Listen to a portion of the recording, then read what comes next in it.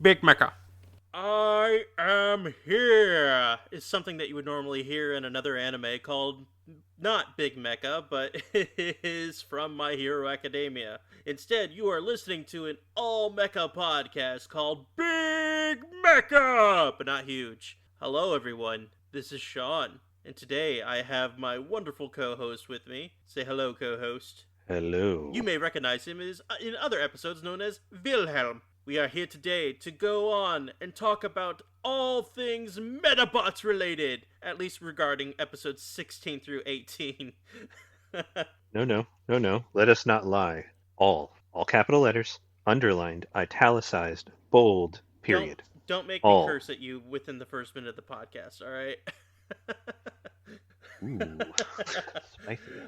But before we do that, how you doing, sir? Doing pretty good. Doing pretty Yeah. good. A little tired today, but other than that, doing well Have this you week. done anything mecha related this week? Actually, yeah. I was relaxing a little bit, rewatching an old mecha show called uh, oh wow, it just got jumbled with three other mecha Wow. shows. Hold on. Like I said, I'm tired. Um, Giant Gorg. I don't think I've heard of that one.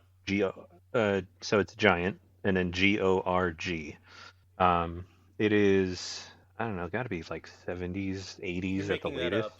with how the You're arts. making Huh? that up. What? Yeah. The show? No, it's literally on Crunchyroll right now. You could go watch it That is right if you now. have Crunchyroll. I mean, I'm sure there's other ways of finding things, but yes. Because, fun fact, I don't think that's being printed in America or Japan or anywhere on the planet. So I think it's only exists in streaming at the moment. So hooray for preservation of What the media. hell? God, we've already gone Uh, over that, but good lord. yeah, it's one of the I when after I watched it the first time a couple years ago, I really liked it. It's we talked about it way back when I was first watching it, but it's very old. It's quite slow paced for what it Hmm. is. It's not meant to be heavy. Like it's No weird. heavy It's petting. probably would have been considered heavy action. Definitely not that. It's probably be considered heavy action. I don't because I have a modern sensibility for action, and we really crank it up way past where it used to go. Like action in a movie was a couple shots being fired, and now it's like whole buildings detonating and half a city going away. So it's like the stakes are much higher, and the everything is just much bigger and flashier, and there is a lot of action. It is an adventure anime, a boy and his robot. Aw. Um, Science fiction. It's the kid is chasing down. I'm not spoiling anything. This is episode one.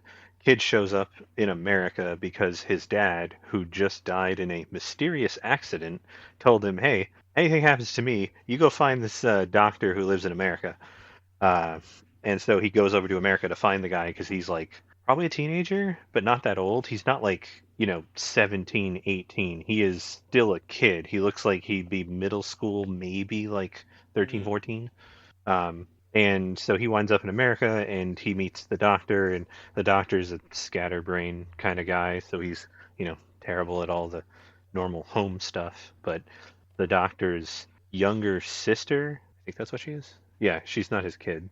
Even so, the doctor is clearly an adult. She's right around the same age as the main character, and I don't think they ever tell you what their family dynamic was and why her and the doctor were living in this like shit ass apartment in New York, detached from the rest of the It's family. Professor Oak, I can I don't guarantee know it. that ever. Nah, man, Oak was that man had land. He was landed gentry, and you know he pulls. So Pulls Ash's mom. I mean, there's only four people in town, so if you go by the games, there's five people in town and three houses. So it's quite a stark place. I guess the rest of them literally camp in the woods. But yeah, Oak, I assume, owned his lab, which is a massive building on a huge chunk of land because he's got a bunch of animals there. So he basically lives at an animal sanctuary. Anywho, Giant Gorg is it's very old, but if you like older anime, I think you would enjoy it. So for older anime, things like Battle of the Planets, not Speed Racer old, but like if Speed Racer had a budget and was a couple years newer, like 70s, 80s, 70s, early 80s, that era of anime, you will probably like Giant Gorg or not. But it's a fun one. I really like it. I enjoy it. It feels like it has a pace that it kind of keeps throughout the whole thing, even as stuff happens and moments occur for the characters. It it reminds me, probably a weird thing to say, but it reminds me of the original version of Old Boy. That Okay. movie is so the reason is because that movie was the first time I ever noticed and truly had an appreciation for pacing in anything. Like that movie's pacing was what struck me. I mean, along with the acting and the writing and all that stuff, but the pacing was what got to me after I had was processing the movie and I'd finished it. That was what struck me about it because the entire film moves at a certain speed, and that is it. It moves at its speed. Stuff happens, events occur, all of this goes on, but it never like ramps up and then slows down. It moves at one speed the entire time, which is how it feels to me, even with everything else happening. So that's kind of how where Gorg sits. It's a very steady show. There's always progress. There's no filler. It didn't exist at a time where they could afford that, I assume. I'm also not entirely sure it's based off of anything because it's from that period where shows would get greenlit and the shows would just be the only version of the media for that Kind of like thing. Medabots. I, yeah, there was no manga for that. Technically, there was no manga for Digimon, and Pokemon itself is also fuzzy talking about that because way back the original manga, anime, and video games all simultaneously came out, and they were all very different interpretations of that Hmm. world. So they're not really based off of each other. The only time they did that is Pokemon The Origin, where they did like a 3 or 4 part OVA, specifically meant to tell the story of the original game. So Red and Blue. It was supposed to tell that story on purpose, and it's very different from the feel of any of the other anime because that's what it does. But other than that, everything was very original, based off of its own thing, doing its own thing. Oh, and then they had a couple of Electric Tale of Pikachu, which is the naughty Pokemon manga from the 90s. It's a wild time, okay? I I don't want to ask. You know, look, anime's weird, and we'll just leave it there. That's not what the It's podcast is fine about. with me. But that's where I see Giant Gorg. It kind of sits in that space, and it's like it's not quite the same as I think it's Iyashike. That's probably the wrong word. There's a word in Japanese for anime that you basically we would call it like cozy, feel good anime. Not where there's a bunch of positive things happening and everyone's happy, but like the anime itself, just the animation and everything makes you feel like calm and it's very soothing. Give an example. An example of that would be like the Aria, the animation where they're on Mars and it's terraformed and they're basically in space Venice, but the entire show doesn't really have like high action, really heavy stakes. It's just them living their life, not to be confused with slice of life. Because there's also like there'll be wide, steady shots of just stuff happening. The show itself will have the characters like appreciating things and just kind of it feels like an exhale as far as media is concerned. Hmm. Another one is which is this one was weird, but after watching a couple episodes and then noticing it on a list, I was like, oh, yeah, it does feel like that, even though the main character is literally like saving people's lives from supernatural creatures. The anime itself feels like that. Mushishi. I haven't heard of any of those. Okay, we will put that on a list for you later. Absolutely. Anywho, I've been rewatching Giant Gorg and just chipping away at it, and it's just kind of a put on and enjoy, fun one, Nice. relax a little Very bit. nice. I have been continuing. This is Mecha adjacent, mind you. I've been Mm-hmm. continuing the Alien series. Again, Got that bug the in you, did reason you? why it's Mecha adjacent is because there's androids. Leave it at that. I mean, there's also space and laser guns and Not all mecha anime giant is in ships. space, alright? It's like 90% of it. Giant Gorg doesn't take place in space. So Fun fact. there you It go. takes place on an There you island. go, see? But Yeah, ever since after watching Romulus, I've just been in a huge Alien kick. I'm like, you know what? I'm just gonna Hmm. go ahead. I'm gonna go ahead and watch every single Alien movie. Might as well. Went through one, went through Aliens, Okay. went through Alien 3, which that's an interesting movie, but it's not So terrible. three is the one in the Yes. prison, right? Okay. Well, I'm not going to say anything else just in case people haven't watched a movie from like 30 something Oh, years ago. whatever. But that's the one in the prison. Yeah, it And then what's four? Resurrection, which is the one where spoilers, Ripley she Uh-huh. dies in 3, which I know you were trying to avoid, but who Right. cares? uh Well, I wasn't she also a clone in three because it was like 200 years after the original Not at all. The movie? whole thing Or about is that 3 four? is where basically at the very end of Aliens, she and the little girl Newt and the android Bishop, they were all on course to, I don't remember where. I think it might have been to Earth, but it might have been somewhere else. And Okay.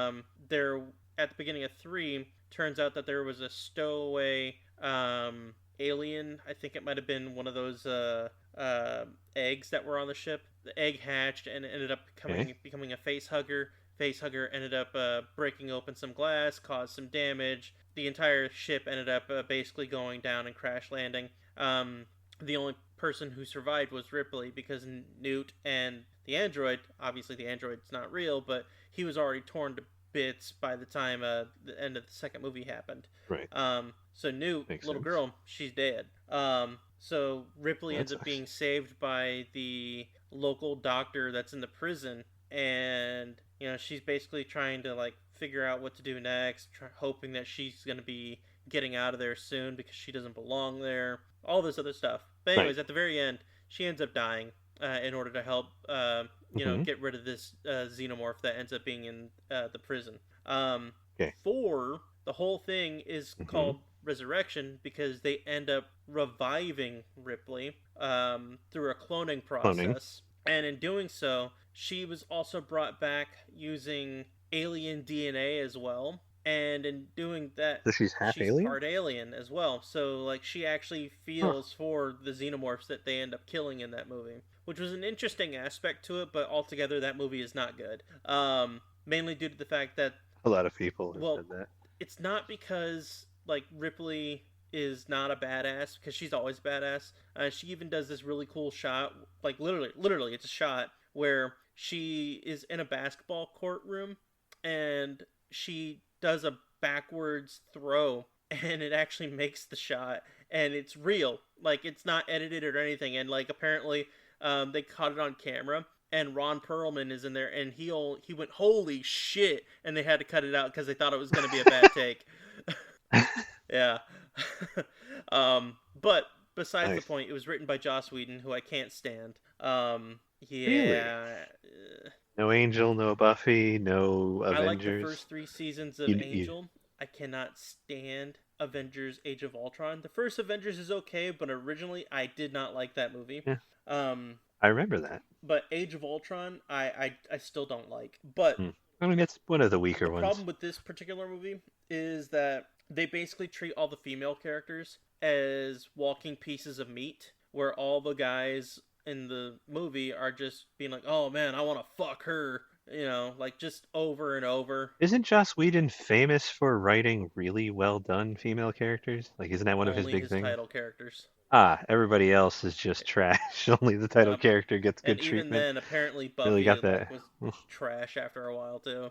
Um, but Yeah, yeah, it's just it's not good, and it has some really bad CGI, which I get at the time. It was the early 2000s, but it it happens. just looks It really happens. bad. And Does at not the age very end well. of the movie, Hmm. they end up on Earth, and it's like, what are they gonna do next? And funny enough, it's legit the last movie in the Alien timeline where nothing has gone past that Because they've point. never done. Yep, they're doing the Metroid thing where they're like, oh, so we're not going to touch this now that it's been Yeah, written. They finally did. Metroid Prime 4 goes forward, but they didn't touch that after they did Fusion. That was the end of the timeline for a yeah, but decade four is not even out and a yet, so that half, still I doesn't think. count. No, that's Prime 4. I'm talking about, sorry, that's not what I meant. Dread. Oh, Metroid Dread. Dread takes place directly after Fusion. It is a sequel. oh, okay, got it. Which, I mean, technically that is robots because she has a bio suit made by aliens, and she fights at one point a robot space dragon pirate. Space pirate dragon? I don't know. I'm not a fan of Metroid either.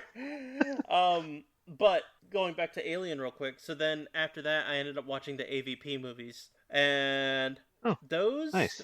I like the first one. It's Well, goofy. hang on. So the first one is incredibly stupid. It's Yeah, yeah. no qualms about that. It's just stupid, but it's fun, and you just have to Mm-hmm. accept that it's stupid, and then it becomes even more fun. I will say Mm-hmm. that the Popcorn. Xenos in that movie are incredibly OP, like more so than like the Oh regular yeah. Xenos. Holy fuck, they're broken. Way more. Even the predators are getting owned, and Yeah, it's like, the Jesus. like out of the three that show up, God the damn. first two when they finally meet the Xenos, they just get off right off the bat. Like holy shit. Yep. They just get absolutely wrecked, and I'm like, oh my Yeah, god. Remember when the predators were like dangerous space aliens with like a laser cannon? exactly. This kind of makes them look like shit. But then at the end, They are apparently trash. the final predator that dies, who's brought aboard the predator ship, Hmm. ends up becoming infected with an alien embryo and ends up forming the Predalien. Um, Yep. which 3 years later they end up making AVPR or AVP Requiem. I shit Yep. you not. I thought I was gonna hate this movie because I remember not liking this movie when it initially came out. The biggest long-term criticisms I've heard, which also still sound entirely valid, were the fact that the movie takes place almost entirely at night in the dark, in dark Yes. corners and like hallways and stuff, which is fine. But as the audience, it's trash to look at a screen and be like, I literally don't know what's happening. There's just noises, and I see like a shiny thing moves every once in a while. Like, that's not So enjoyable. This isn't an for me audiobook. at least, So, the only really darkish parts were involving anything involving the Predalien, which I thought that they did on purpose only because they wanted to like fully show like the Predalien at the very end. Like you see it bits and pieces throughout the movie. You can see like different hmm. aspects And to then it. there's a big reveal at the Yeah. end to show the entire thing, and you're like, oh, it looks so And I was cool. And honestly that yeah, was I the was whole point. honestly okay with that. Now, the movie as a whole Hmm. also really stupid, but I mean, that's just what but AVP well, is, hang but on. yeah. It's a Uh, slasher movie. It's a straight up just a yep. slasher. And the moment that I realized that it Yeah. was just going to be a slasher movie, I was perfectly fine with it. I had a hell of a time with it. I really enjoyed AVPR. There was there's a movie that Katie will never watch, but that I watched on Crunchy, and it's called Island of the Giant Insects. I was annoyed at it until it got to a certain scene, and my brain went, "Hey, this is like a really bad B movie. Oh my God, this is meant to be a really stupid B movie." And then I was like, "Okay, that recontextualizes this entire film. I really am into this." And then I watched the rest of it, and I was like, "Oh, oh, that's what we're going for. This is like stupid. Um, oh, what do they call that? Where the '70s had it's like a dumb Exploitation? exploitation movie with like monsters that are all just giant Oh, insects, creature and feature. like people keep getting murder. Yeah, it's like a creature feature exploitation movie. There's, nudity at certain points just to show off naked human bodies and just to make it graphic. People are getting like murdered left and right. Most of the cast Mm-hmm. dies. So it's a creature feature B movie, and it's meant to be that. And I'm like, this is pretty awesome.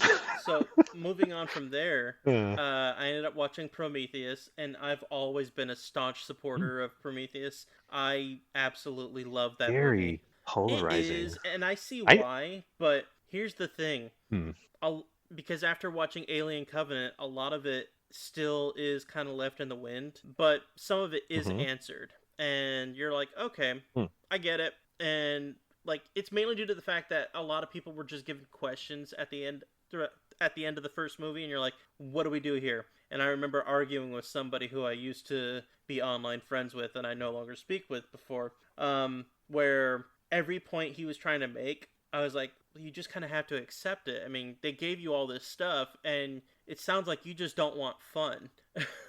And honestly, the movie is just fun because the whole thing is it's a horror movie. It's all these people on a planet where they're trying to understand who created human life, and they think they're on the planet Hmm. where they are going to run into the beings of who actually created human life. And when they get there, they Yeah. end up finding this room filled with these vases, and it's just all like it's just like small little things coming up from the vases, like black goo or proto face huggers or stuff like that. And it's like all Hmm. these things, and it's just like this is kind of cool because you're seeing things from a different perspective. You're seeing things as an actual horror movie, but in a full on sci fi setting again, but on a planet. It's like, okay, come on, how can you not have fun with this? And it's just, it's so good. So, yeah, the parts that I've seen of it feel to me much more like an actual science fiction story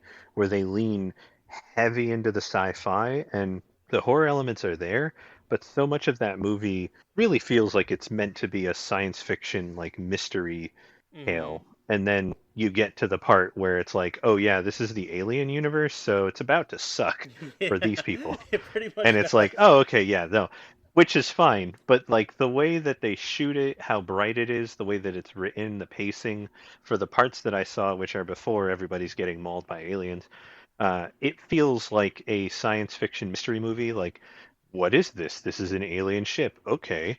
Why is it built this way? What's going Yep. on? And it's just them discovering and exploring, and that's very rooted in science fiction from way back, even up until now. It's the idea of curiosity of what is that? Why? And it's just humans seeking knowledge, and it's pretty cool. Now, I will say that's not an alien movie because the first movie is horror, the second movie tries to be horror, but I think is more of an action film, and then the third one is just basically, all that stuff. But I think the lack of horror might have gotten a lot of people when they watched that. They wanted more of like the original. They wanted dark, claustrophobic, scary, people getting mauled to death. which is what Romulus is. Ah, okay. But with Prometheus, at least at the very end, you can see the illusions of how it actually gets closer to becoming alien because there's something that is born that looks almost identical to what a xenomorph looks like. They call it the Deacon. I used to call it protomorph, but I think that might have been something that I learned from somebody else. I don't remember. But I it's mean, proto-xenomorph, I get it, yeah, but but it just looked like a shark fin, and it was purple, and it had an hmm. elongated face instead of like an extra tongue with a face. It's so weird looking, but it's like it's literally at the very end of the movie. And you're like, oh shit, this is cool, and you could see how it leads into the into the alien universe. Then they made Hmm. Covenant. Covenant, a lot of people didn't like, and I get why. And originally I didn't like it either. Upon my rewatch today, I do like it, Hmm. but I will say that it is marred by the first 30, maybe 40 minutes of it because it is slow.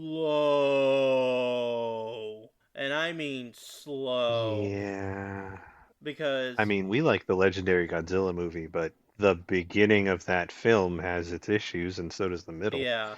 And the way that this thing is, it's just like it's all set up, and I get it. But it's Mm. not until they actually get on the planet where they're investigating things where it actually it's like, okay, now we're starting to cook, we're starting to click, let's go ahead and do this. And then you're introduced to a different type of xenomorph, and then xenomorphs actually come in later on, but you're introduced to a different Hmm. type of alien called the neomorphs, which is Yeah, through the white ones, yep. right? And yeah, it's all through the machinations of another android by David, whom Wah, he's wah. an evil son of a bitch. um, but yeah, that's what I've been working on, and I think I'm gonna go ahead and start the Predator series. In fact, I did start the first Predator today. Man, that movie's boring. But I'm Oh, the original? yeah, but I will Yeah, start you the got other to be one in the soon. mood because the original, not only do they hide the thing for most of the movie, it is a slow burn. It's the cast being lost in the jungle while a mysterious force just absolutely wrecks them every once in a while. And it introduces all the stuff for the Predator. Like it gives you, okay, the laser cannon, the triangle thing, the cloaking, the hunting, the fucking awesome ass monster design. Mm-hmm. It gives you all that, but it all happens really slowly. I almost now that we're talking about it, I almost feel like if you wanted to watch it, you would almost have to preface it, especially for a modern audience, because I mean, fuck's sake, they've released like three Predator movies in the last like 6 years, 7 years, because Uh, they did the Predator. you Okay, the got naming Predator. convention You for the got Predator Predator movies Two. is trash. You have Predator 2, the Predator. You have. which came out.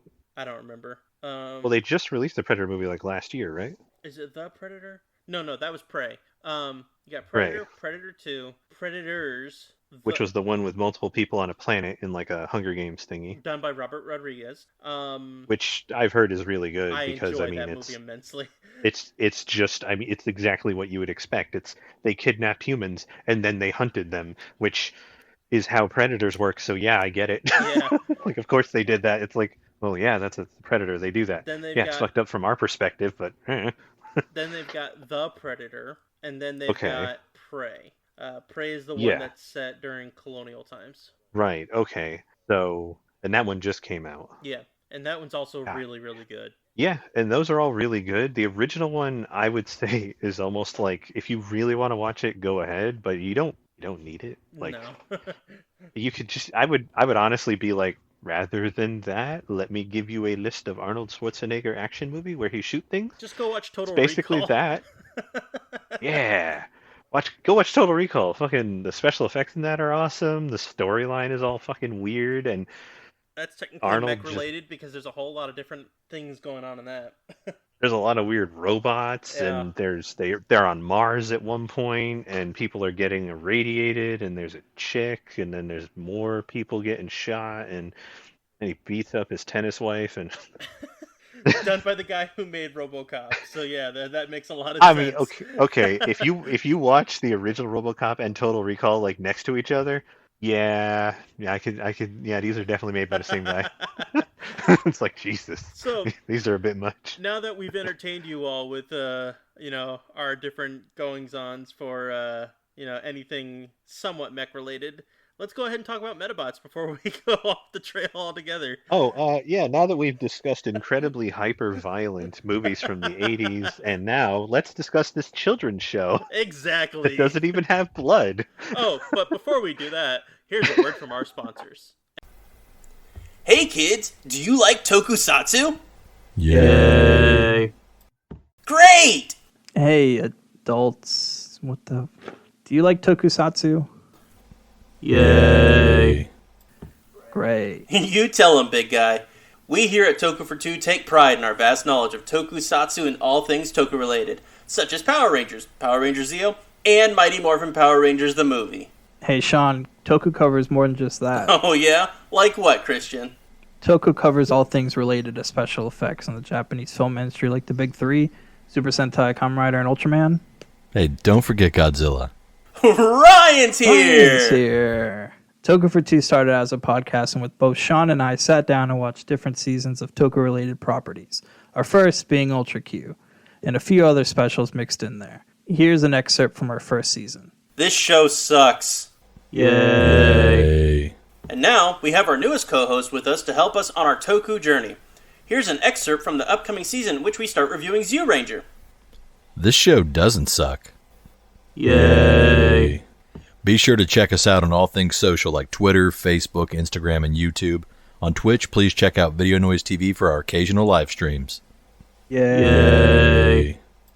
And then we cut back. Will, wasn't that a great sponsor? And then you're going to tell me, I don't know what the fuck you're talking about. What sponsor? And then I'll say, you know what? You will have to hear it when you listen to the episode. Because I'm going to put in a sponsor ad, and you're not going to know about it because I'm going to record it later. Okay. And this is sponsor like get money, not sponsor like here's your chip. No, this is more along the lines of me scripting something and then me trying to think of something really stupid and then I just insert it.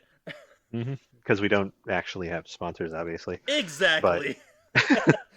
Yeah. So, Yeah. Will, let's start Huh. off with episode 16 of Medabots. Well, first things first, did you enjoy this batch of Medabots this week? Honestly, yeah, I liked these three episodes. I thought they went together very well. It was essentially the names didn't tell me, but spoiler, the first two are a two-parter, Which like I didn't expect that. 100%.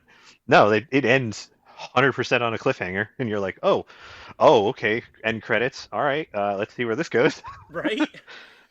And then after that is the filler episode. So I mean, we were right when we mentioned that last week. It's like, oh yeah, that's probably a filler after a big moment. And We were wrong yeah, about yeah. Seamus being in there because he wasn't, which that was disappointing. Look, But I it's was the actually, dream. yeah, I was detailed. I was completely fine with what we actually got though. Yeah, I liked all the episodes too. Let's do this two-parter together. So we Yeah, got let's just do it as one long thing. Yeah, so we got episode 16, which is Medabots versus Rakusho, and Hmm. 17, Use the Metaforce. Man, so this episode starts off with Medabots in another fight with the Screws, because apparently that's all he ever does is fight the Screws. But not only that, he starts off with Cyan Dog. What is this, his like 13th time fighting Cyan Dog? Okay, to be fair, he knocked out the turtle one first, then he went after Sandog. I guess, but still. And you're glossing over an important part of the beginning of this episode, sir.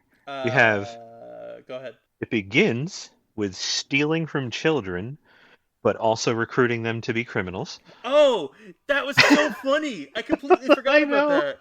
So Such a great way to open. So the Rubber Robo Gang shows up, and they're Uh-huh. going around trying to steal medals, and they're running up That's to what this they little do. kid, goes like, "Hey, little kid, we're not gonna hurt you. We promise we won't, as long as you give us your medal." And then the girl of that group, she goes like, "Yeah, Hmm. and if you sign up now, we'll give you this free Rubber Robo suit. Act now."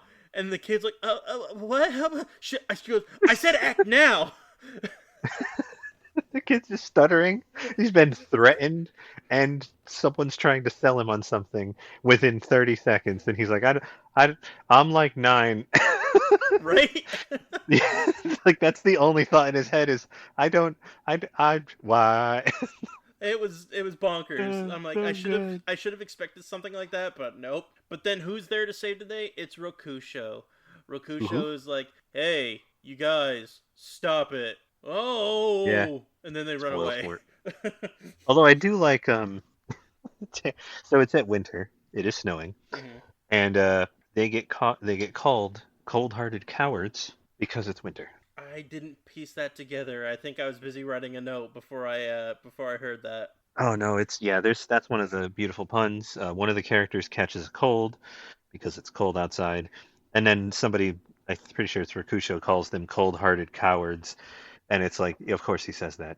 There's literally snow on the ground. Hmm. Now the interesting um, thing I thought after that was that Karen shows up. mhm. And when she shows up, she's running around like, "Is there a doctor? Is there a doctor?" And after Icky and Metabee win their fights against the Screws, she's like, Woohoo. "Oh, Karen, Love Eyes, oh!" And he's like Yep. going to try and help her. And the Rubber Robo Gang shows up, and she's like, "Hey, can you?" Do you know a doctor? And they legit think about trying to help her for a second. And the funny thing is, these are Rubber Robo Gang members that you have not seen before. They're complete no-namers that Oh, they're they not. Well, oh yeah, you're right. Those two are just completely like, completely you different. don't see them at all. They're just two randos. Yeah. And they animated them. I'm like, holy shit, this is different. Cool. But then Icky and Metabee show up all cocksure of everything, and they're just standing on the bridge like, "Hey, you gonna mess with her? Huh? Huh? Oh, I guess not. Okay, run away. Bye, bitch." Yeah. And I like the idea that the Rubber Robo Gang are basically just like entirely normal people, and Mhm. they have to keep telling themselves, no, no, I must be evil and cold-hearted. But if you just like walk up to them with a non sequitur, their brain just breaks for a second, and they're like, oh yeah, no, actually, if you go down this road and you turn right, and then you go left, and they just become like really normal and really helpful. They Right? don't want to be evil. They're not even like brainwashed. They're just like, this is. It almost feels like this is my job. I have to do this. Like they were, yeah. That's honestly that's the best way to put that because like you can't even say that they were conscripted into it. They were just. No, they're not forced. They could totally stop at any time, That as being far as I said, know. though, Sea Slug and the others, they are the ones being hardcore forced into doing stuff because of their boss. Oh yeah, 100%. They are. So before we go any further on that, though, Karen, what does she have? Oh, she has a box. A box? What's If in you've the seen, box? if you've seen What's the in the movie Seven, box? Or you've seen this small indie film called, I believe it was Pulp Fiction. You will know what is in this box the moment you see it. Is it a dead parrot? It's a parrot that doesn't move, but is it dead? I don't remember those in those movies. You lied to me. Well, don't blame me. I watched a different version, clearly. Apparently. Sounds like it. Nope, nope, never mind. I'm not going into that joke. Um, but anyways, yeah. So we've got a talking parrot that is on the verge of death. What's that parrot's name? Uh, oh shoot, I forgot to write it down. Baton, Yeah, Baton, like like baton. baton. Yeah. It was interesting, and apparently Rokusho he wants to help out because he thinks he knows medical care, Well, he and he knows the parrot. exactly. Well, what when Karen walked up and he's like, "Hey, I know things. I used to Oh learn yeah, from Professor Dr. Hushi." Hushi. Yeah, Professor Hushi taught me how to heal living things, which sounds like a weird sentence, but Rakusho's a robot and he knows that. So it makes sense for him to specify, no, no, I know first aid for like living creatures, aka you, meatbags. right. Like that makes sense. I get that. That works. So once he realizes what's in the box, because I was trying to, yeah, uh, he realizes that it's his parrot friend, who used to be an assistant for Doctor Hushi that would also try to tell the weather. He was like a parrot meteorologist.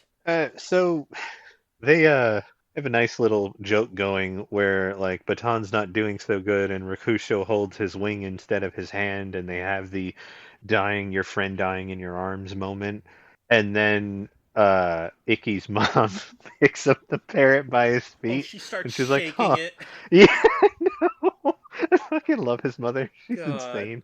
I thought that he was a real parrot. I didn't remember because so before this they had Baton talk and I'm like it's anime, they could just be having they really leaning into the whole parrots talk thing.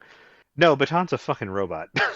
Baton talks because Baton is a goddamn robot. I mean, it has It just full-on looks like a parrot. conversations. So Yeah, I thought they were just taking liberties with it. No, Baton's a robot, that's why it speaks, because of course it does. Medabots talk, Baton talks. Baton looks like a parrot, but it's just a fucking robot. hmm So she pops open the chest, and they're like, "Oh, it's a robot!" And then everyone immediately looks at Rokusho like, "Dude, what the fuck? Why were you getting so upset? We can just pop the battery out and charge it. and then What? Icky Why were sees you pretending you died?" And then Icky sees Karen crying in the corner. She's like, "I'm so relieved." And then Icky's like, if you need a shoulder to cry on, I've got both right here. Wink, wink.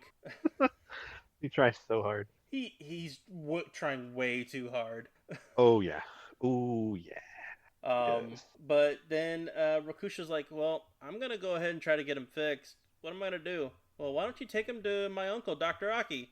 Okay, let's do that. So they go and bring him over to Dr. Aki's house, and he starts trying to figure stuff out. And then he starts Hmm. talking to the parrot, and the parrot's like, "No, no, what are you doing? Why are you doing this? Oh no!" Like, well, first he starts sounding like he's having a stroke because he's like, "I smell burnt toast." I'm like, "Good lord." Oh yeah. They mentioned that his logic circuits are screwed up, so he will talk about one thing and then it will get related to the wrong thing. So he talks about a smell and then he relates that to like what you would see, which means that it's getting crossed in his circuits. He's not properly relating the information to itself. And that's when they mentioned that I think that's when they mentioned no, they don't. They do that later. It was like right at the beginning of it, so yeah, it's Yeah. not that bad. And so after that, that's when Batan like randomly says, "What are you doing, Doctor Aki?" And apparently accusing him of starting the fire that killed Professor Hoshi. Yep. So Rokusho he gets pretty pissed off. Well, he gets mad, he believes it, and then through a very weird moment, Dr. Aki comes just blundering into the room holding an axe because 2 minutes before that, the rubber robos legitimately were trying to like break into the house and attack them. Yep. So he thought the rubber robos had shown up again, and then Rakusho, which this is the only moment that feels like insanely contrived is that Rokusho just loses it and starts trying to kill Dr. Aki because he was holding an axe and he's like, and now you're trying to kill me. And it's like, dude, you have been around this person for like days at a time. I think if they wanted to hurt you, they would have done it before now. I understand that now technically, well, now the jig is up. The parrot has told you that they did the bad thing, and it's like, what? Uh, I don't see the motivation Right. other than it's a kid's show and we have to have conflict, so this must occur. But I don't see like the why. Rokusho hasn't been this illogical ever, and he's technically, while he's being told a thing that is unbelievable, quote unquote, that shouldn't completely break everything in him and just, oh, I'm gonna lose my mind now, because it's like you spent an entire episode having flashbacks to when the professor died, and you didn't even like get annoyed at people. I don't see how the parrot saying this upsets you more, and now you're gonna go and attack and try to murder a human, which he legitimately does. He 100% tries to kill Dr. Aki more than once in this episode. But guess who tries to save him? That No. Oh yeah. Phantom Dr. Aki's Renegade! secret weapon. Who was originally Henry before, and then he suddenly shows up moments later as Phantom Renegade. Yeah, I'm still. If I swear, if this show has a reveal in like the final episode that they are legitimately two people, I'm okay with that. It's incredibly stupid, but I'm okay with it. Yeah, we're gonna talk more about that relationship between them in a little bit. I think at the end of the next episode. Is it the next? No, it's at the end of the filler episode. Mm-hmm. But he ends up defending against Rokusho. Pretty good, honestly. Like he manages to go against him pretty well. He uses like a fire poker, Yeah, and he starts blocking him and just like glancing his stuff off so that he doesn't hit anything, and then he doesn't attack Rakusho. Probably because he's a human and Rakusho's a robot. Rakusho would absolutely destroy him. Rokusho Like, does knock him into a wall though, which was like, yeah, oh shit. And in the like, meantime, during all this, there's a fire that's starting to rage because during the midst of that yep. fight, some papers started to burn, and then it ended Mhm. up catching the entire. Is it a mansion? It might have been a mansion, but it looks like Essentially, it's like a two-story, really big house with like a lot of rooms in it. yeah. So it sets the mansion on fire. Yep. So it leads everybody to the roof of the house, and so Medabi jumps in. This is where the title comes in: Medabi versus Rokusho. Mhm. And even though you said it's contrived, I'm glad that it actually gives a good reason for them to fight, Yes, rather him than being filled with emotion is a good reason for him to just throw all of his like non-violence, don't fight people out the window and be like, Metabee is in my way. I'm gonna fucking kill you. And it's like, yeah, no, that works. right. And it was interesting because with Medabi, he's like, I don't want to fight you like this. I will, but I don't want to. And he was like, Yes. legit trying to actually turn him from fighting the entire time, Mhm. which was actually pretty Yeah. cool. But Metabee then, wants to fight because Metabee and Icky both see the joy in the sport of combat, not in actual combat. Those are very different things. right. So what happens next? This is the big part. So the bad guys have had this thing in shadow at least twice before now that they've kind of alluded to, and they've had the bad guy laughing about, and you're like, what is that? That wasn't it And yet. now they finally what? That wasn't it yet. It is. No. Rokusho does Mhm. something. Oh yeah, so Rakusho does a fancy anime thing where he animes and he's like, you have not even seen my true power. And then he shoots a shockwave out of his sword. I have the power of anime and robots on my side. Yes, he does. And he basically one-shots Metabee off the side of the house, and he just goes flying off the edge. His body lands like down, almost falling off the building entirely, so it's right near the gutter, and then it pops the metal out. And I went ahead and put in my notes right here. So we've got, and then the metal melted in the fire, and the show ended, which is how it would normally. But don't worry, these metals are special, and they are, I guess, immune to heat. Anywho, It was funny because Icky's just screaming, Medabi! Medabi, are you okay? he's It's like just you saw the metal pop out. I What's know wrong with you? it's not even that it popped out. It's that it's like, why are you acting like you don't know how this works? His metal popped out because the HP hit 0. It's like a failsafe to keep the robot from like probably to keep it from frying the metal and damaging it. It does that Mm-hmm. so that it cuts everything off. It ejects the metal just in case the body is so broken that there's like feedback loops and other stuff. It's the equivalent to, I want to say it's Formula One cars when they get into a crash, the engine or NASCAR will literally drop out of the frame onto the ground because that removes it as a potential like issue. It's meant to be a safety thing. And if they don't do that anymore, I mean, I'm not up on this. But I know at one point I think that was what it did. I also could be wrong and I could be describing consumer vehicles. Point is, it's the same idea. You have this failsafe that will remove what is potentially the most dangerous part of the situation to keep the part that's supposed to be safe safe. Mm-hmm. And for this, it's eject the metal because the body has been broken and technically it doesn't know how bad it is. So to keep the metal from being damaged, it shoots it out and puts it away because it doesn't just like drop. The metals literally shoot out like 2 or 3 feet. So Yeah. And then the interesting thing about all this, though, is that it was a sanctioned row battle. 100%, Mr. Referee's there and everything. How did he show up? Uh, let's see. He has feelings too. I remember people being mean to him. He shows up at, like, just climbing up this giant wire, I think. And I think he's wearing a fire suit. Oh yeah, okay, so this was the part where I think he is dressed in a like traditional firefighting out like fire brigade outfit for Japan. The only reason I know that is because of the movie Pro Mare.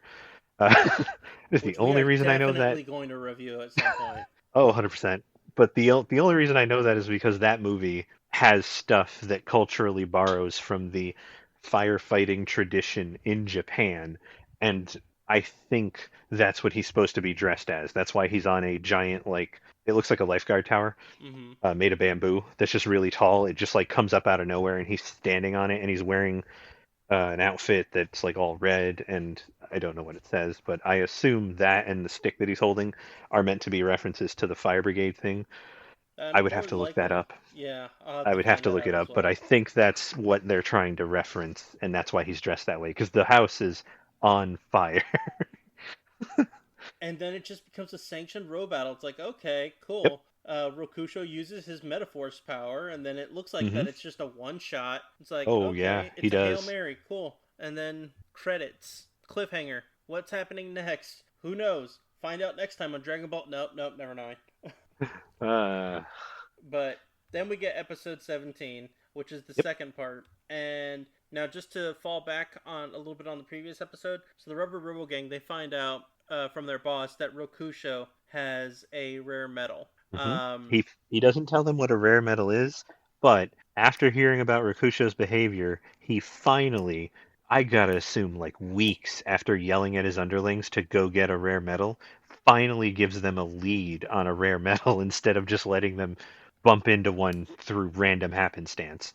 Bump into one, shine down a giant light from the heavens, say, "This isn't a Yeah. rare metal," and then shoot it back out. Yet doesn't actually tell them why, just says this is normal, not rare. And they're like, but, and then he doesn't ever correct anything. Right? Like, dude, come on, man. You gotta Or give him more than just no and then walk away. one of the worst bosses in history. Ugh. Yeah, Um, he's pretty terrible, yeah. but because of that, they are actually after Rakusho, which is why they were, casing Dr. Aki's Hmm. place. Yep, because Rakusho was there along with Medabi and all them, so they were tailing Rakusho. So at the beginning of this episode, they unleash a new Medabot to go ahead and try to take down Rakusho, and it happens to work because he unleashed his Hail Mary Metaforce, and this thing is called the Robo Emperor. This It thing's is. pretty gnarly looking. Honestly, honestly it looks like a Digimon, but It does. it has, so when I say that, what I mean is it has the like horrifying cyberpunk aesthetic because a lot of Digimon is like the darkest, most awful version of cyberpunk you can think of, with like Andromon, which is basically an atrophied human body covered and like stapled onto machinery. And it's like if he wasn't a digital creature that just that's how he looks and that's what he is, can you imagine like starting off as a human and winding up like that? would be I'll horrifying. I'll give you one better for another Digimon analogy. It looks like Giga Draymon. It does look like Gigadramon, yeah, or like Machine Dramon. Is that Gigadramon? Giga No. Draymon, I think, can turn into Machine Dramon. I think. It, Don't quote me on that, Digimon friends. it's oh yeah, no, just it's point is it's got that kind of aesthetic. The legs are just this massive like cables that it can move and grab stuff with. The upper torso is like what looks vaguely like a dragon or dinosaur head, like a T-Rex kind of head thing. And then it's got two arms. One of them is a fucking laser cannon, like not like giant beam wash thing, though it has one of those too. This is like ocular laser cannon, like an actual laser, Oh yeah, which is kind of it's horrifying, nasty. and it almost offs at least one or two main characters Yeah, because they're near the fight. I think it almost kills Icky at one point. And then it its right certainly. arm. Oh, not its right arm. It's okay. So the top set of arms are a left-hand laser cannon, right-hand missile launcher. Farther down its torso is a second set of arms that are actually end in like hands, like Hmm. four-fingered hands for like manipulating stuff. So it has two sets of arms. What the hell? I didn't even realize that. Yeah, but it only uses the arm like once. It punches a Rakusho at one point. It literally decks him with it, Oh, it and then does. It knocks him out in yeah, one hit. yeah, and that's the arm it uses is the lower arms that actually end in hands. It doesn't punch him with like the gun. So That's yeah, no, right. that thing is meant to look like a horrifying amalgam of a bunch of stuff all thrown together. And And then supposedly a prototype. supposedly it was a prototype for what it is, meaning there is a final version of it somewhere, but that is the prototype that was stolen and then repurposed. Hmm. Because Dr. Aki mentions that they apparently built that, which let's just hit pause. They built that. Why? Oh, I didn't realize. My bad. Yeah, it's like for shits and giggles. I look, if you're building military grade shit, fine. I get it. There's fun drones that like I fly in my backyard and are kind of, enjoyable. And then there's a UAV like a Predator that launches like munitions at people. They're not the same, but technically they're both, a drone. It's just one is a lot more expensive, a lot bigger, and carries actual munitions. But the Robo Emperor kind of feels like only military grade. They would only build that thing for one purpose, to work for the fucking military. It's got three incredibly powerful weapons, a secondary set of arms so it can manipulate stuff. Like, what reason would that thing exist? Were you gonna sell that to children? It Were you kind of like, sounded like it. Yeah. was They have that no qualms in legitimately doing there? stupid things in this particular universe. It's also like three times the size of a normal Medabot, so it almost stands. I mean, the tentacles, give it that amorphous height, but even if you start like 2 feet below the second set of arms, like if you treat those as normal arms on a torso, and then you give it like 3 feet, it's already like 6 or 7 feet tall. It's Hmm. huge.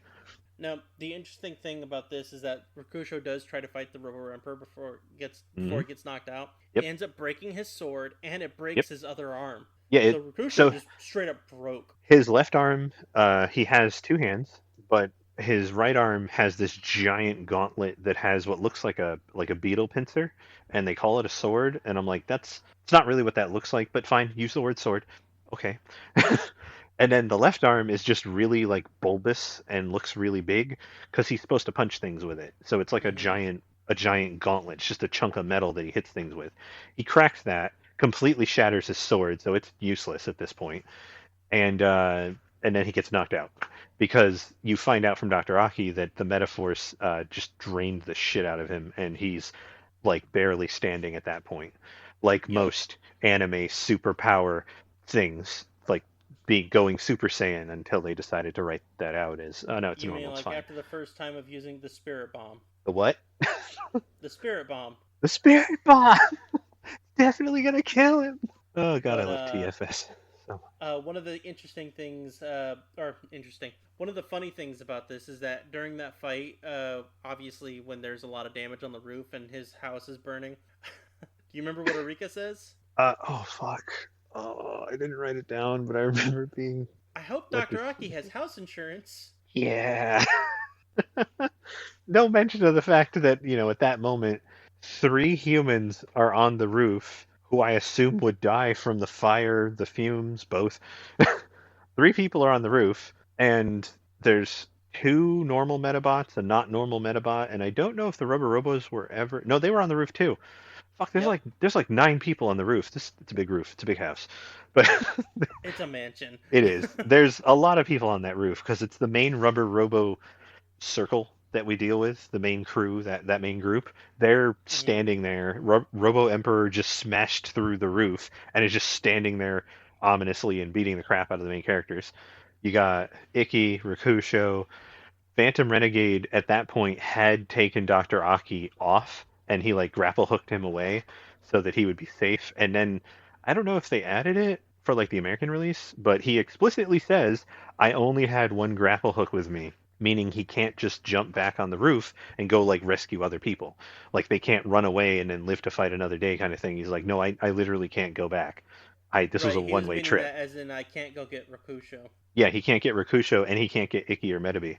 So, and by this So, point, I think Medabi has already put Medabi's in the watch and he's talking to Ikki. Like they're talking back and forth. yeah. Now, the funny thing, another funny thing, is they end up going back to Medabot HQ, and they all force Dr. Aki to talk about metals, and he gives them literally no information. Nope. No, they're Just very very catty or coy when it comes to talking about the metals. We have no idea. yeah, but in doing so, it's just he's like I don't know what to tell you. It's just like there's metals and then there's rare metals. They have interesting power. That's all we know. And then at one point, Metabe goes like, "If Meta forced me to get my body repaired."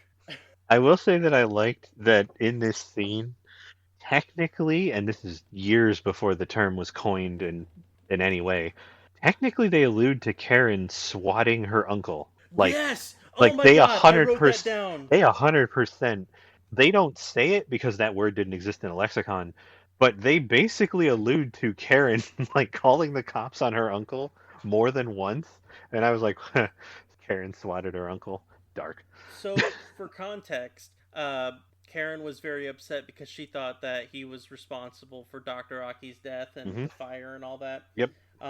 He ends up repairing the bird, Yes. making sure that everything is taken care of. Turns out that there's an actual chip that the Rubber Robo Gang ended up installing Hmm. on him that was That giving was it false screwing it up, information to and it speak. was messing with his memories so that they would purposely make Rakusho lose it, and it would.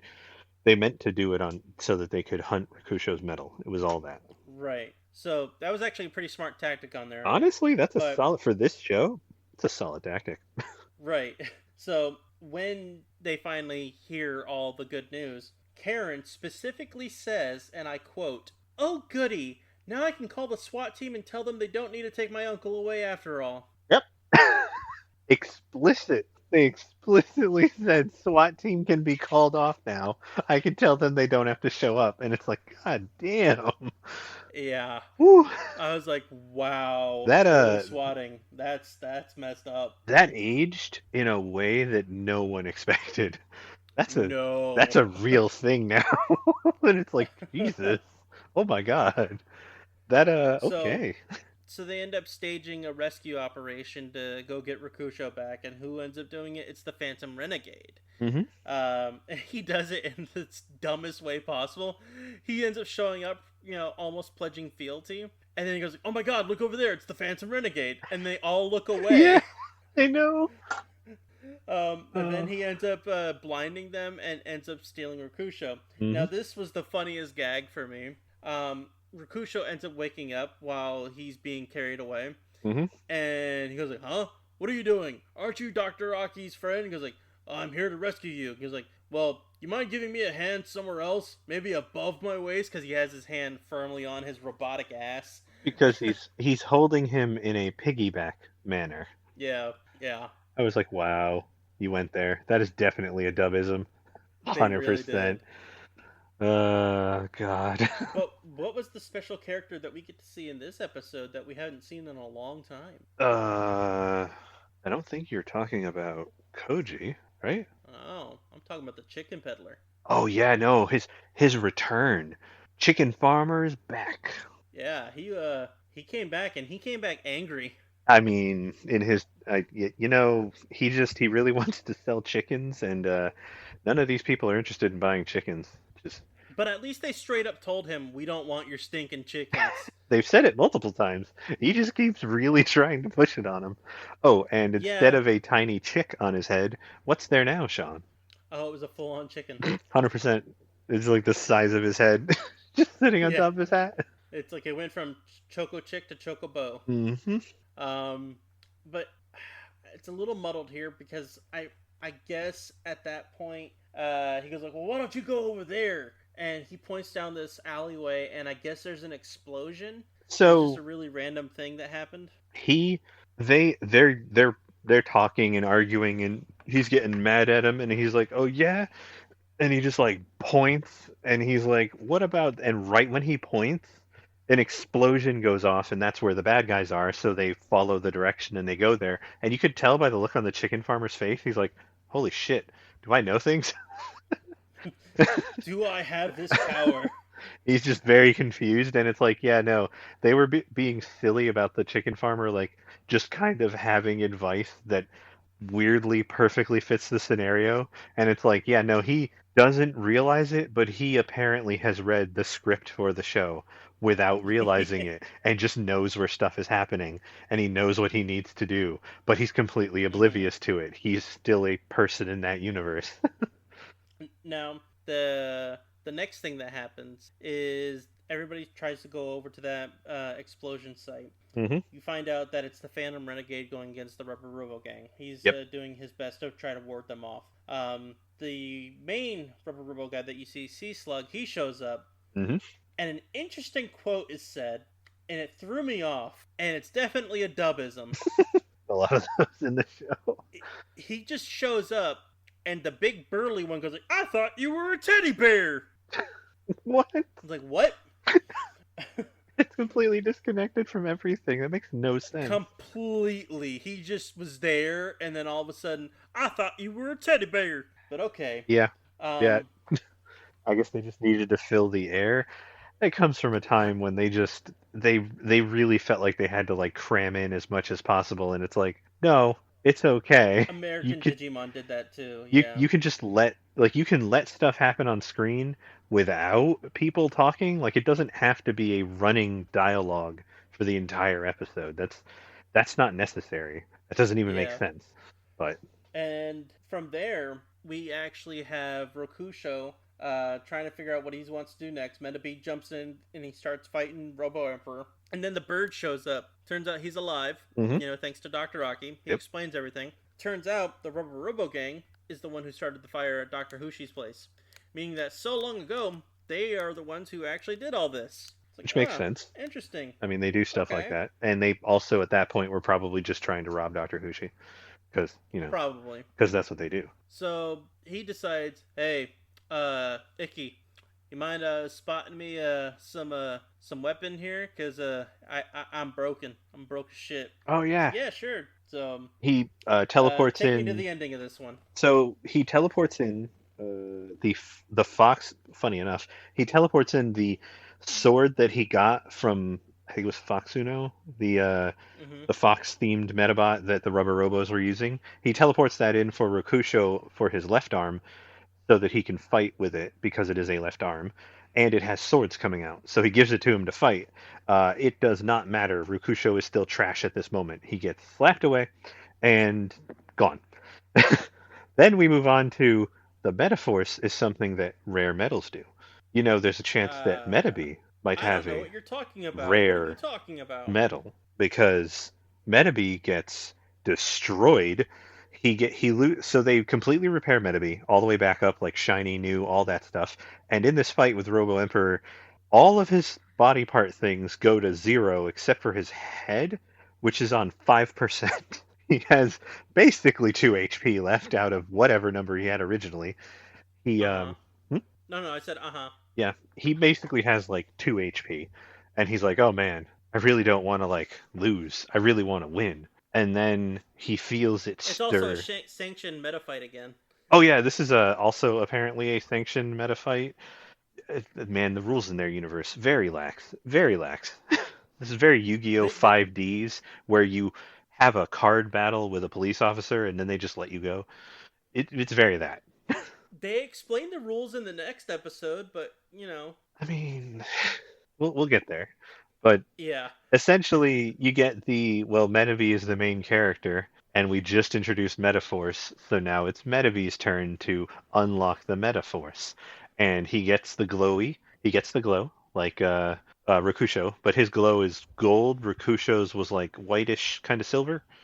yeah. It like kind of a blue light and like very bright, and then Metabees is very much yellow or like gold, which is an entire thing in anime. That's the trope of the golden superpowered main character because gold is light and blah blah blah. He's the golden boy. He gets that, and he then puts his hands together and he shoots it out of his fists like a laser beam. So rather than Rakusho swings his arm and it's basically a shockwave because it's a sword. Metabee, because he has guns, he puts his fists together, points them, and then just shoots a laser out.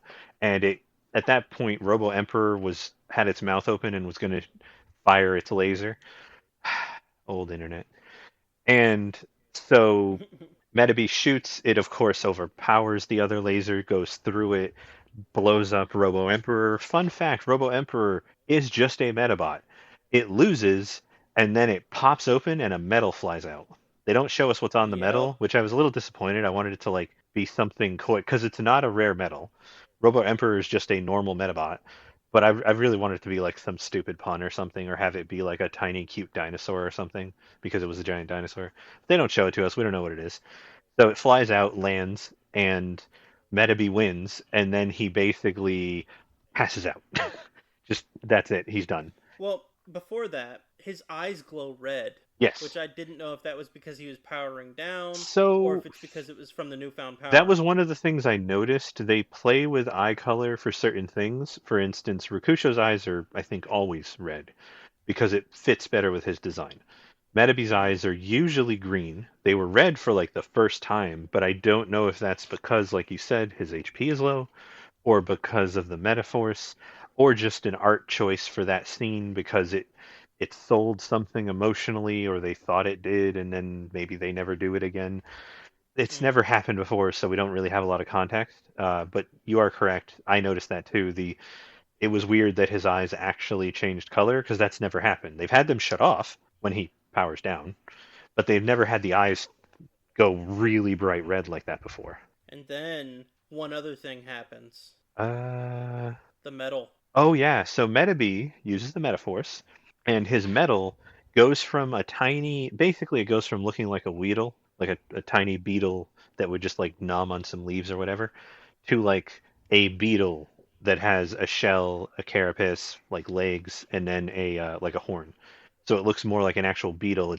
He evolved into a higher stage of life cycle for a beetle, and up until now they have not talked about this at all.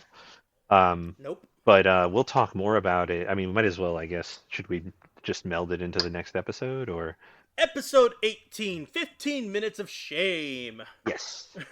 So, literally at the very beginning, all metals evolve? Yes, literally all metals have the potential to evolve. It's apparently just a thing in their world. So I guess Metabee's metamorphosis was important. It's a thing that happens. But apparently, when a Metabot becomes skilled enough, the metal itself will morph and change to kind of show that they've grown. And that's apparently just a normal thing that happens all the time. Not to be confused with the giant glowing light and firing a laser beam out of your hands, which is not normal and does not happen all the time. Right, it has nothing to do with it being a rare metal. It Nope. just it's there. And the way they Apparently all talk, Medabots are capable of this. yes, and apparently it happens. Henry, and he's not even trying to be an ass. He just goes, yeah, the metamorphosis was cool, but any Metabot can do that when they get enough skill. AKA, when a Metabot gets good enough at fighting, that is one of the ways that the Metabot shows the growth, is the metal will physically alter, which is kind of cool. Also really makes metals sound like a thing that they built in their world and that they do not understand. almost like AI and other forms of thing in our world. But we're not talking about that. It Yeah. it's essentially the science fiction equivalent because this entire show is sci-fi. It's the sci-fi thing of they made a thing and they think they understand it, but that's a whole lot of the people who truly understand like Medabots and metals understand how little humanity actually knows about them. And that's why Dr. Aki is so like secretive and stuff like that because humans genuinely don't understand or know what's up with them. We clearly created them. I don't know where they came from, but we made them. The way that they describe the rare metals is essentially you have an assembly line, you make 10,000 beetle metals and then 10,000 dog metals and then 10,000 and you just do that out of those, however many you make, a random amount and a random number, very, very rare, will have this potential to do the metaforce thing. It is not normal. It is very, very rare, very abnormal, but it is a thing that just happens. So Metabee has a normal beetle metal. It just happens that his is one of the ones with this. I don't know if it's a mutation. I don't know what's going on in there. But that's why he and Rakusho are basically fully sentient. They can do whatever they want, and it's why they have the Metaforce. But theoretically, that means that both of them also have, technically, an entirely standard metal, because that's what they are. They call them rare because that's a beetle metal happens to be the super rare beetle metal that allows them to use the Metaforce and gives them this level of sentience that is not seen in other Medabots.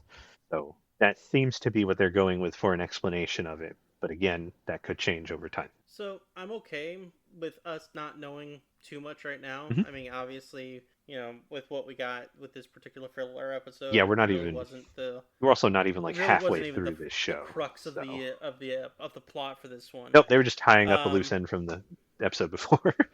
but the entirety of this episode is, hey, Icky, do you know how to use the metaphors? No, but I got it. Metabee, do you know how to use the metaphors? I'm Metabee, and I've got the metaphors. Do you know how to use it? Nope.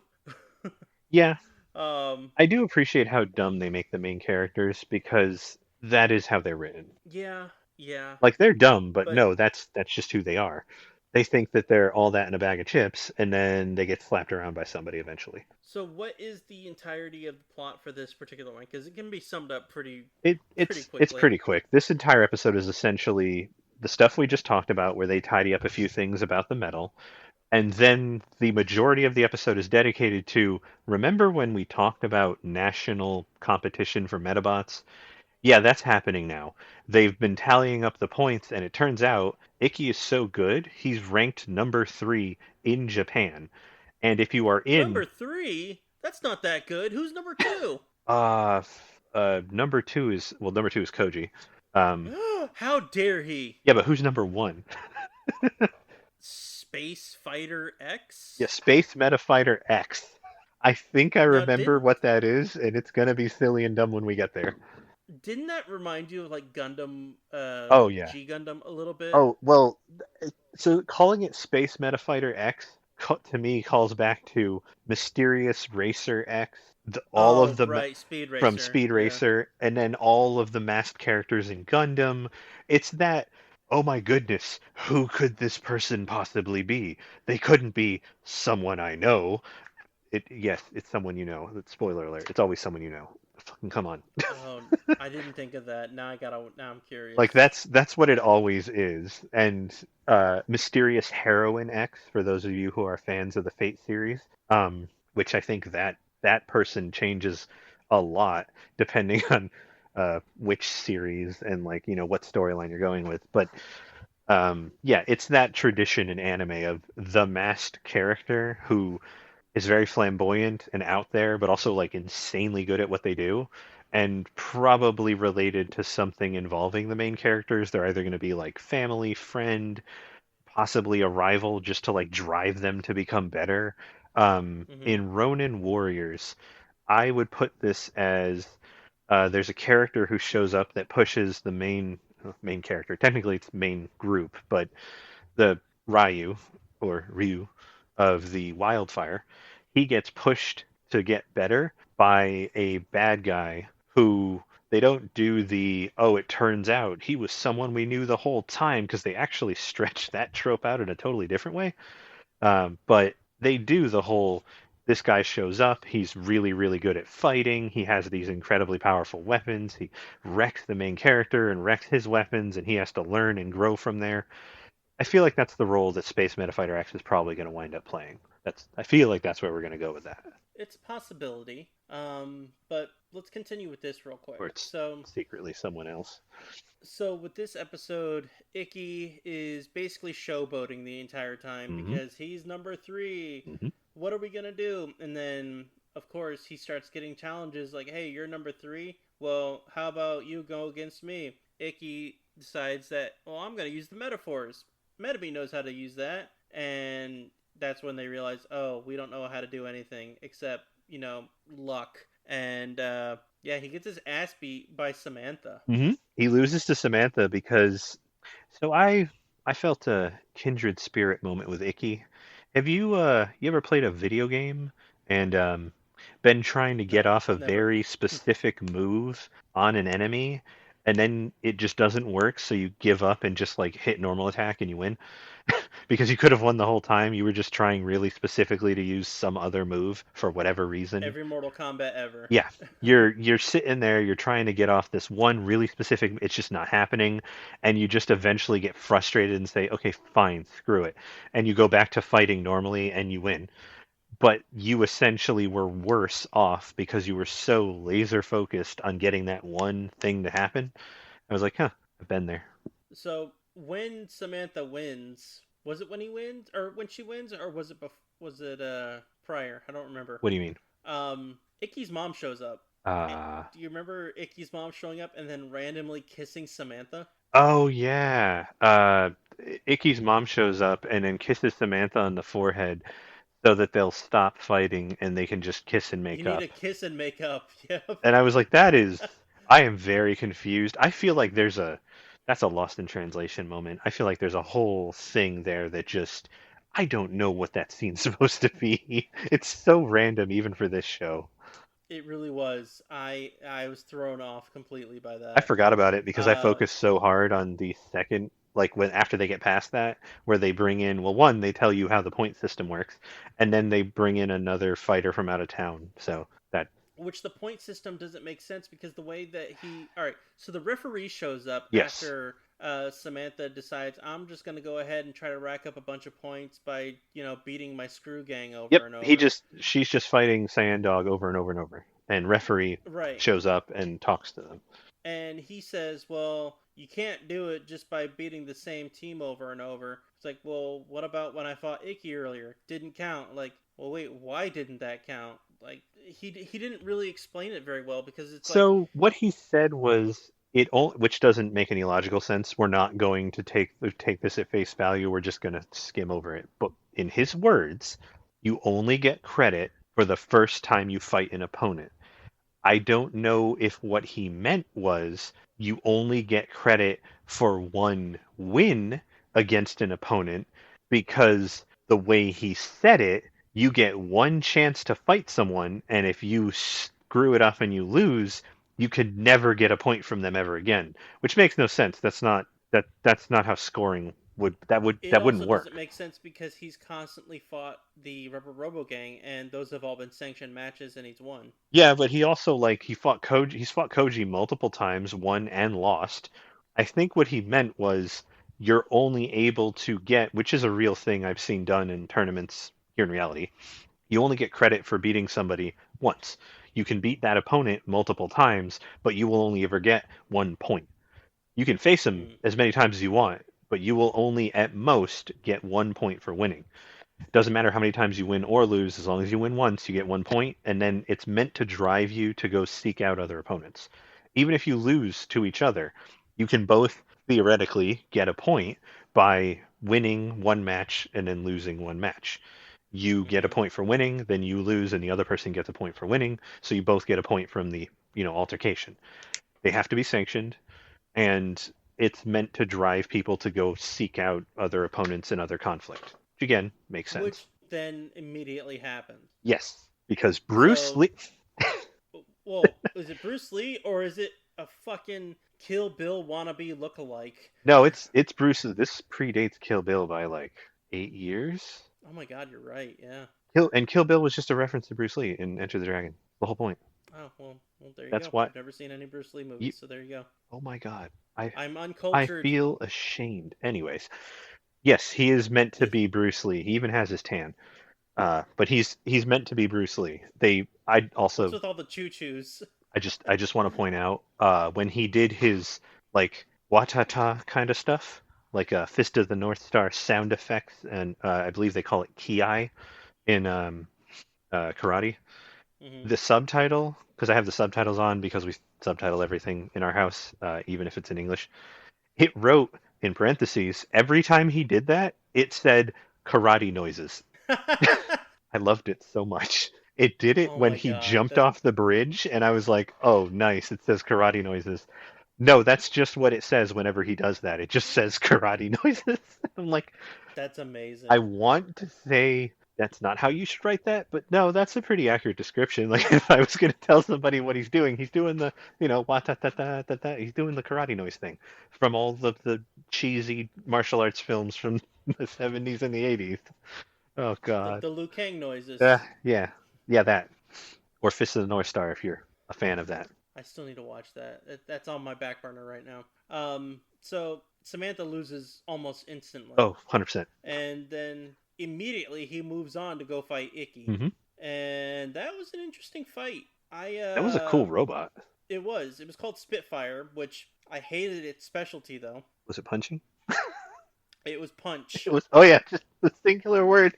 Specialty. Punch. I'm like, can we do These are something the better than that? okay, look. We can't all be Game Freak. We can't all write these insanely detailed one full sentence entries. You're gonna get like 2 words, okay? Our team is really, really underpaid. I know, but I want something better than Punch. punch. It's so good. So So good.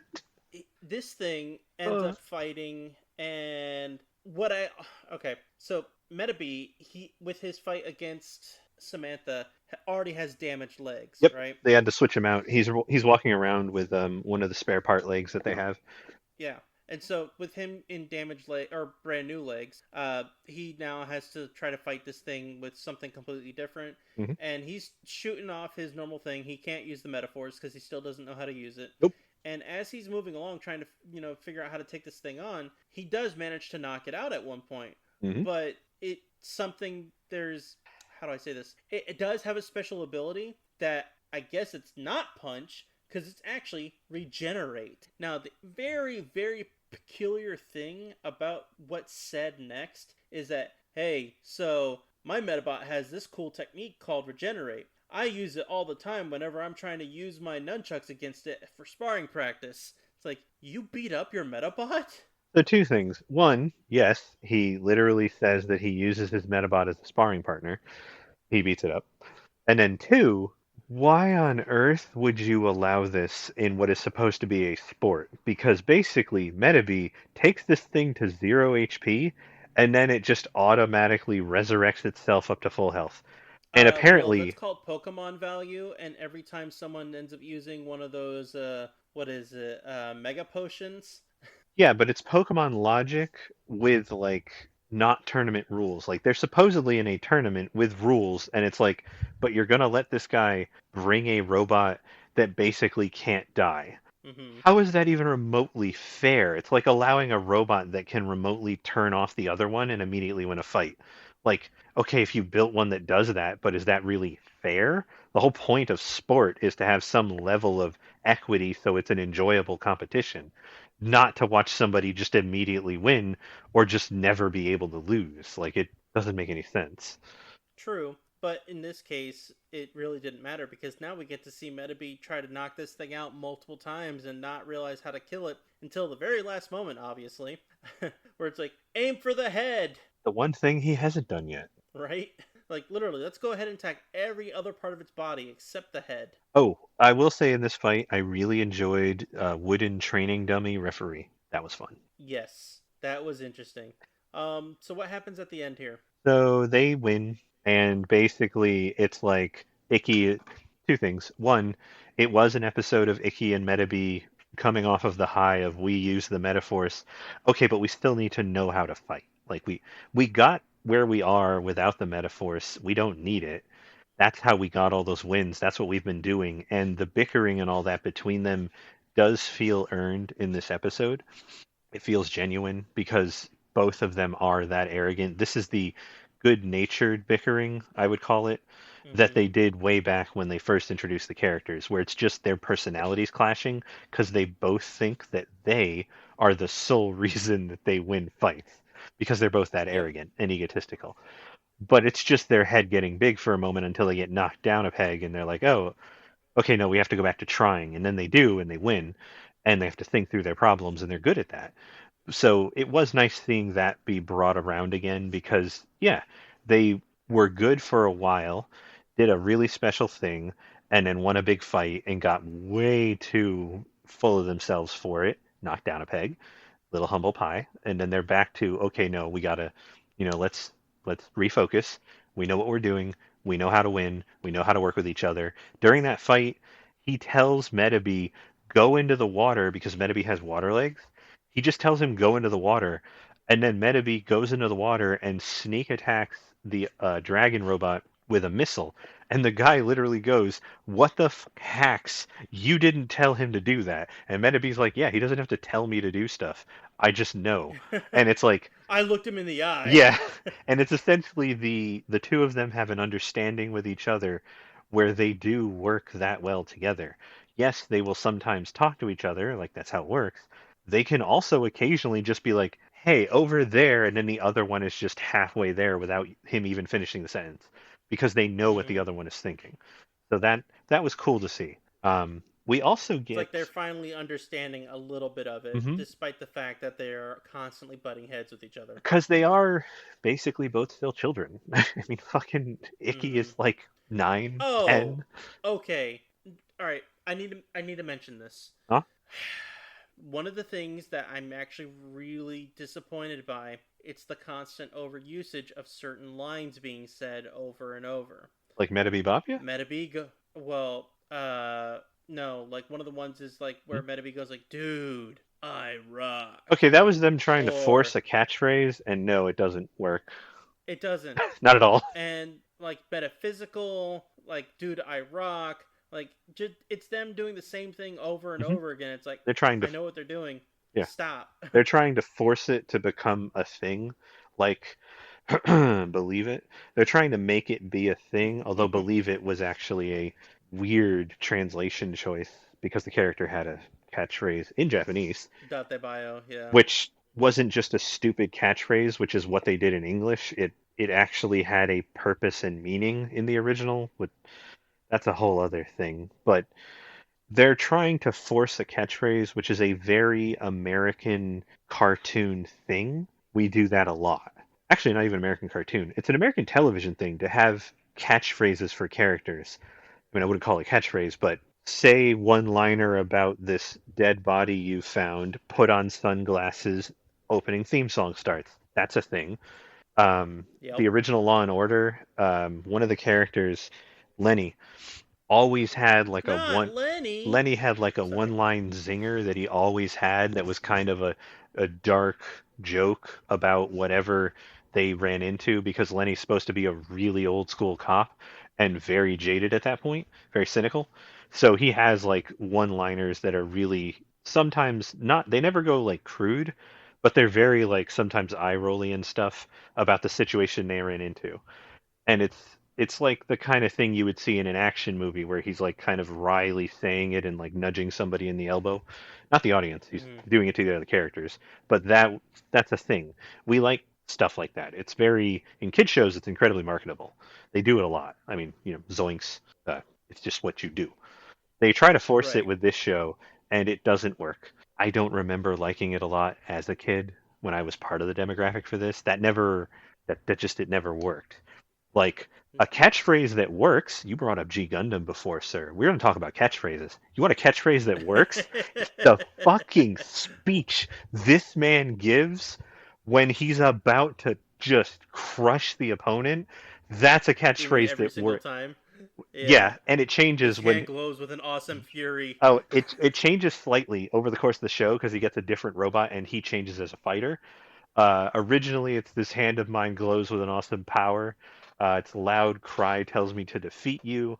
At one point, it changes to its loud roar tells me to grasp victory. Like it changes, but Mm-hmm. that's a catchphrase that fucking works. They sell it. It's 100% a thing that works. These feel very low effort and kind of just like, and then they get annoying after the 40th time you've heard it. The Dude I Yeah. Rock doesn't work at all. That's just them like weirdly trying to fill space because they can't. Again, there's like this fear of just allowing the scene to play out and not. It's that Marvel fear, not having a zinger one-liner to just completely suck all of the drama out of the and gravitas out of the scene. I Yep. don't know why they do that. Absolutely. I don't like it. I gather that you're not a fan either. So No. Nope. But there was one thing that I enjoyed, which was a quote, but something that we glossed over.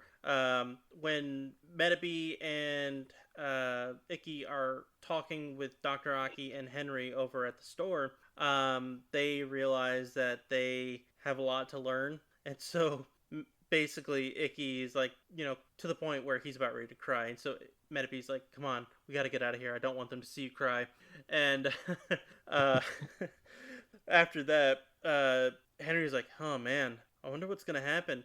And then Dr. Aki just goes full dark mode and he goes, there's a lot about rare metals that we don't understand that we're going to have to keep an eye out from here on out. I was like, really?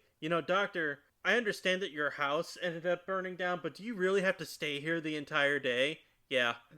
yeah, yeah, no, apparently Dr. Aki just kind of moved into the the Medabot store. Like he's legitimately Yeah. kneeling at a coffee table drinking tea, and Henry's like, do you really have to be here all And the Henry time doesn't now?" even own that He store. doesn't. I am very curious. They make a point of Henry not being even like a manager. He just works there. So I have so many questions. Absolutely. It's like it's a gag for gag's sake. I'm okay with it, Hmm. but some of it's completely random. It's Yeah, like, okay, we're no. just doing it for doing it. The weird part is this again predates lol random subculture on the internet by years. This predates swatting, but has it in it by years. I don't know if that's the inevitability of culture and evolution over time, but yeah, this show has both of those things in it. Mhm. Absolutely. But that's all that we've got on these episodes. I don't have anything else to add to them. So do you want to go on to predictions? Ooh, yeah. What do we got for episode names? What are we rolling with for next week? All right. So, episode 19? Yeah, episode 19. Enter Rintaro. Uh, what do you think this episode is about?